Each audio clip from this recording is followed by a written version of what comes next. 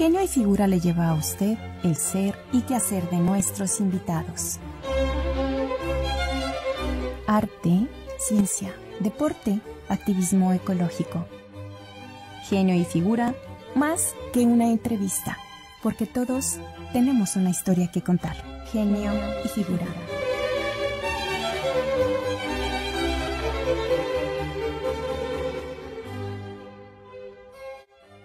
Hola, buenas tardes. Mi nombre es Pablo César Hernández Romero. Soy biólogo y trabajo en la UNAM, en la Facultad de Estudios Superiores Iztacala.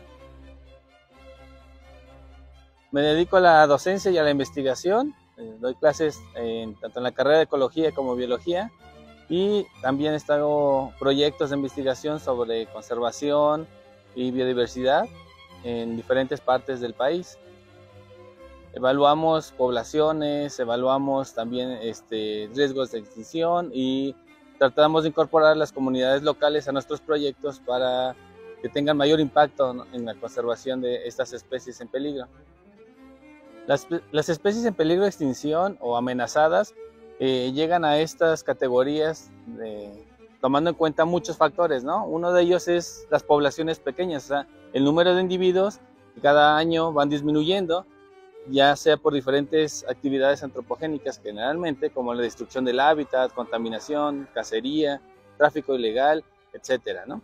Entonces, la evaluación de qué tantos individuos hay, en dónde están distribuidos, en qué parte los podemos encontrar, son criterios que se toman en cuenta para poner estas categorías, ¿no?, de peligro de extinción, amenazadas, casi amenazadas, que son categorías que están a nivel internacional, y en México también tiene sus propias categorías en la Semarnat, ¿no? Es una especie que está dentro de estas categorías, tiene mayor prioridad para estudios o presupuestos para conservar estas especies. Bueno, yo siempre he sido apasionado, ¿no?, de la naturaleza, de viajar al campo, conocer diferentes ambientes de nuestro país. Entonces eso me llevó a estudiar la carrera de biología, ¿no?, en la Universidad Autónoma de Aguascalientes. Y pues me dediqué mucho a la fauna silvestre, ¿no?, los animales que viven en el monte, las especies que están en peligro de extinción, saber cómo viven, cómo las podemos ayudar, ¿no? Y pues eso me llevó posteriormente a hacer posgrados, ¿no?, en el Instituto de Ecología, donde hice la maestría, el doctorado, donde ya estuve trabajando con cuestiones de la nutria. Me interesa mucho trabajar con la nutria, pero también con las otras especies. Puedo aplicar ese conocimiento a otras especies en peligro de extinción. Y pues siempre estuve desde que estuve aquí en Aguascalientes, desde que crecí en esta ciudad, pues colaborando con ONGs, con los guardabosques, ¿no?, del extinto IMAE, ahora Secretaría de Medio Ambiente.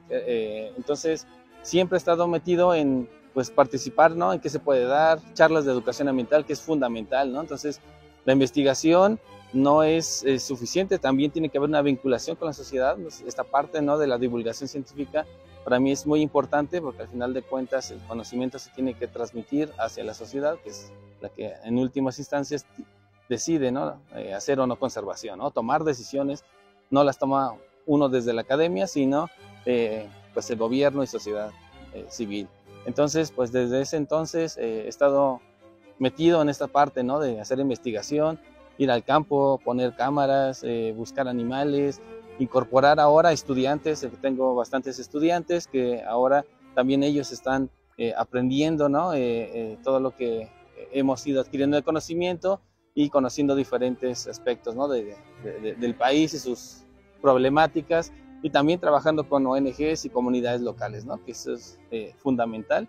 Entonces, pues todo este tiempo pues siempre he estado haciendo esto, ¿no?, en constante movimiento de una ciudad en otra, trabajando en diferentes estados de la República, justamente para llegar a este objetivo, ¿no?, la conservación y concientización, ¿no?, de la sociedad, que debe conservar, ¿no?, nuestro medio ambiente.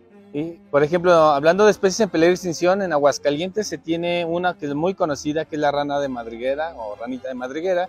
Es una especie que es endémica, además, quiere decir que solamente se encuentra en el estado de Aguascalientes, en ninguna otra parte del mundo se encuentra.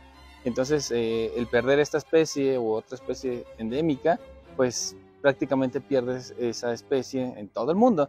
Entonces aquí esta ranita de madriguera pues se encuentra al sur del estado, y hay muchas organizaciones civiles que están haciendo esfuerzos o han llevado a cabo estudios para su conservación, ¿no? Para mantener sus poblaciones viables y protección de su hábitat, que es principalmente su amenaza, ¿no? La destrucción de su hábitat. Cambian el ambiente para meter agricultura o meter ganadería.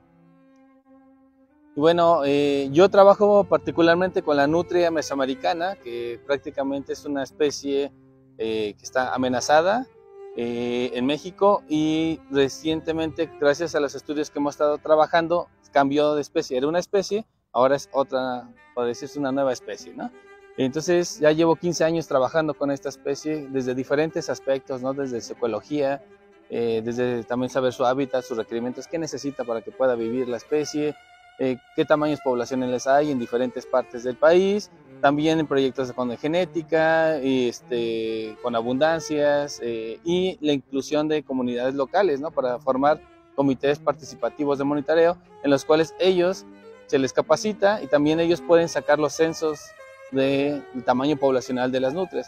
¿Y de qué nos sirve saber cuántas nutrias hay en un río, por ejemplo? Porque esta nutria es de hábitos de ríos, ¿no? De lagunas. Generalmente las personas creen que las nutrias solamente son marinas, y no, en el mundo existen 14 especies y solamente 2 de ellas viven exclusivamente en el mar, las demás viven en ríos, ¿no? Entonces, ¿de qué nos sirve saber qué está pasando en los ríos? Pues el número de las nutrias, cuántas nutrias hay, nos va a indicar de manera indirecta la calidad del río, ¿no? Cuántos peces hay, si hay contaminantes, la cobertura vegetal de la orilla es buena. Entonces es como un biomonitor, así le llamamos a estas especies. A través del estudio de las nutrias podemos saber la salud del ecosistema ripario, de los ríos, ¿no? Y de todas las especies que habitan ahí. Y además es una especie carismática, es bonita, atrae la atención. Entonces, para la conservación es importante trabajar con estas especies porque nos permite esforzarnos en proteger a la nutria, pero también vamos a proteger su hogar, ¿no? Su hábitat. Entonces también proteges de manera indirecta a otras especies que habitan ahí. Los biólogos que se dedican a la conservación general se les denomina biólogos de la conservación. Esta profesión es muy importante actualmente porque estamos en una emergencia ambiental en la cual el tiempo ya premia, ¿no? Tomar acciones para mitigar o revertir todas el deterioro ambiental que existe actualmente, ¿no? Entonces, por ejemplo, un biólogo que se dedica o otra profesión a la conservación es muy importante porque va a tomar, con base a datos científicos, decisiones, ¿no? De dónde vamos a proteger, qué especies vamos a cuidar, estas categorías de peligro de extinción, qué especie entra en una o entra en otra, dónde vamos a priorizar las zonas para hacer restauración, para meter una área natural protegida, por ejemplo. Entonces, son de diferentes aspectos, ¿no? Incluso desde la genética, cómo están las poblaciones de las especies silvestres, hablando genéticamente, porque a lo mejor tienen una diversidad genética muy bajita, o sea, muy poca, y eso es peligroso porque una pandemia, como ocurrió en los años pasados, pues podría acabar con toda la especie, ¿no? Si su diversidad genética es bajita, podrían morir todos, o pues no se pueden adaptar a cambios como cambios climáticos, ¿no? que están ocurriendo, y entonces es importante saber cómo las especies pueden responder a estos cambios, ¿no? Ya sea cambio de suelo, cambio climático, mayor población de seres humanos, etcétera, ¿no? Entonces es muy amplio, ¿no? Lo que hacen los biólogos de la conservación. Y la parte de la sociedad es muy importante, ¿no? Ahí hay una unión, ¿no? Entre la academia y la sociedad, ONGs y gobierno, porque es fundamental que estén trabajando unidos, porque nosotros podemos decir, protejan aquí, pero al final de cuentas ese sitio, ahí vive gente, son dueños de las tierras, entonces se les debe incorporar para darles alternativas, ¿no? De, bueno, voy a producir. Si soy ganadero, pues ahora me dedico a otras cosas, ¿no? O lo limita, ¿no? Si estás dentro de una reserva de biosfera, por ejemplo, ¿no? Entonces, es muy importante que al final de cuentas, los que hacen la conservación aplicada es la sociedad, ¿no? La sociedad es la que decide, voy a cambiar el parque por una avenida, voy a cazar a la especie amenazada, voy a aprovechar los recursos de tal manera. Ellos son los que tienen la última palabra, ¿no? Finalmente, ¿no? Entonces, es fundamental, ¿no? La incorporación de la sociedad civil, ¿no? Que conozca, ¿no? qué es la conservación, que conozca qué especies están en peligro de extinción, qué tenemos como México, ya que en México tenemos una gran biodiversidad, o sea, tenemos el 10% de la biodiversidad de todo el mundo está en nuestro país, entonces tenemos también una gran responsabilidad, ¿no? Entonces es fundamental que la gente esté también incluida en los programas de conservación, ¿no? Y se pueden incorporar desde muchas maneras, desde ONGs, voluntariados, ¿no? Haciendo servicio social. No necesariamente tienen que ser biólogos o ecólogos para dedicarse a la conservación del medio ambiente. Bueno, pues quiero agradecer a Genio y Figura y a Josefina por su invitación. Para mí ha sido un gusto estar aquí con ustedes, compartiendo un poco de lo que trabajo y me dedico, y espero pues que esta información pues les sea útil.